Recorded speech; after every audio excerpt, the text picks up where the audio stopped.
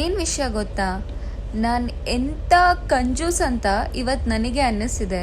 Seriously, ನನ್ನ flight ಬಂದು ಫ್ರಾಂಕ್ಫರ್ಟಿಂದ ಇದೆ.